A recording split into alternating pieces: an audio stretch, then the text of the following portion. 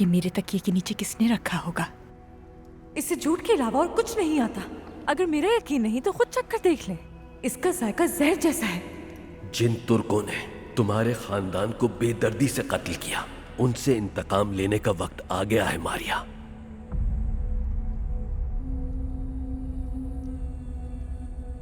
क्या मुझे अंदर आने की इजाजत है?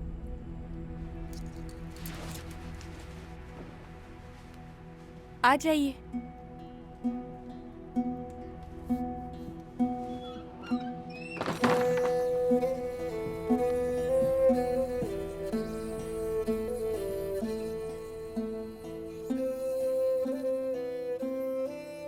जो आंसू तुम बहा रही हो वो इस नमक से कहीं ज्यादा कीमती है मेरी प्यारी बच्ची।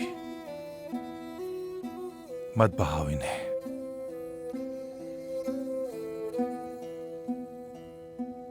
मैं तुम्हारे चेहरे पर एक मानूस तन्हाई महसूस कर रहा हूं। तुम्हारा भी इस दुनिया में कोई नहीं है। यकीनन ये आंसू इसी वजह से हैं। हम दोनों का एक दूसरे के सिवा और कोई नहीं है।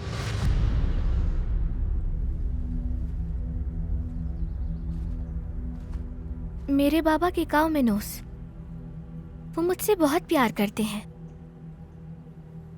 किकाओ मिनस तुम्हारे बाबा नहीं है। बरसों पहले उन्होंने तुम्हें अगवा किया था। तुम्हारी उम्र उस वक्त 2 साल से ज्यादा थी।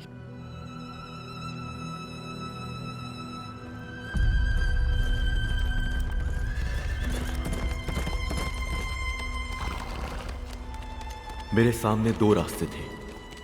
या तो बस्ती में जाकर देखता कि मेरे वालिदैन जी रहे हैं या नहीं, या फिर मैं अगवा करने वालों का पीछा करता।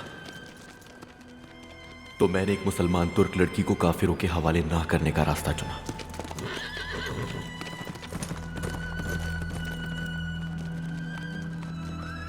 मैंने उन लोगों का पीछा किया जिन्होंने तुम्हें अगवा किया और अनी पहुंच गया। मुझे कुछ ना कुछ तो करना था। मैं तुम्हें अकेला नहीं छोड़ सकता था। मैं गुलाम के रूप में कला में दाखिल हुआ।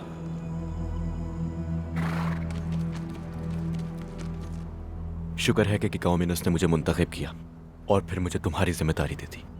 मेरे वालिदैन ने मुझे इतने सालों तक बाज़ंतीनों के पास क्यों छोड़ा? उन्होंने मुझे बचाया क्यों नहीं? किकाओ मिनस ने कत्ल किया था तुम्हारी मां को। और मेरे बाबा? वो जिंदा हैं अब तक,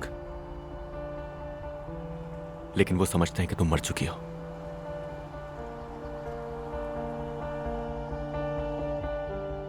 तुमने जिंदगी के इतने साल अकेले गुजारे हैं और हर मंजिल अकेले ही तय की है। इससे साबित होता है कि तुम एक बहादुर और शेर दिल बच्ची हो। तुम्हें मालूम था कि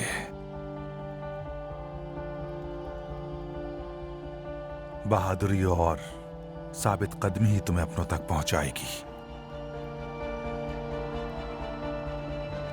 इस रवैये को बरकरार रखना तुम पर ही मुनहसिर है। याद रखो कि इंसान बेबस होता है।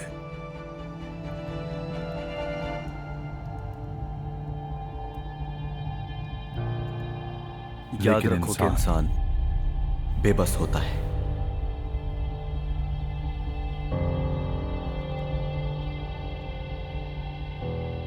फानी होता है।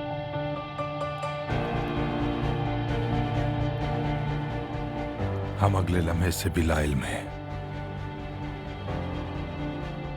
लेकिन जब तक तुम्हारा मकसद तुम्हारे दिल में जिंदा है, किसी चीज से मत डरना। और तुम्हारी जिंदगी का वही मकसद तुम्हें आगे बढ़ने की हिम्मत देगा। तुम्हारे बाबा ने मुझसे ये सब कहा था जब मैं बहुत ज्यादा परेशान था।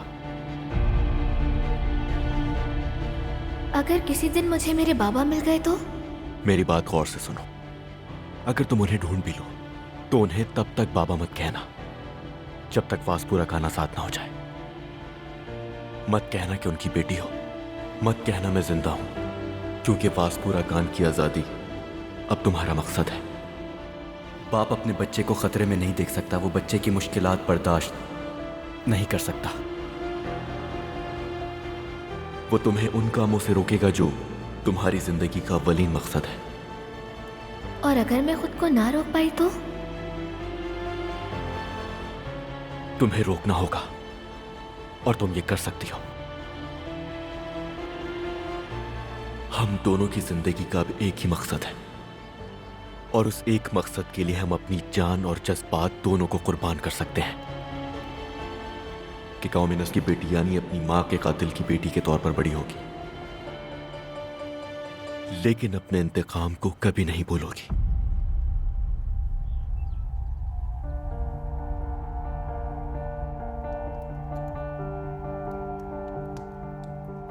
और क्या चीज है जो तुम्हें तकलीफ दे रही है?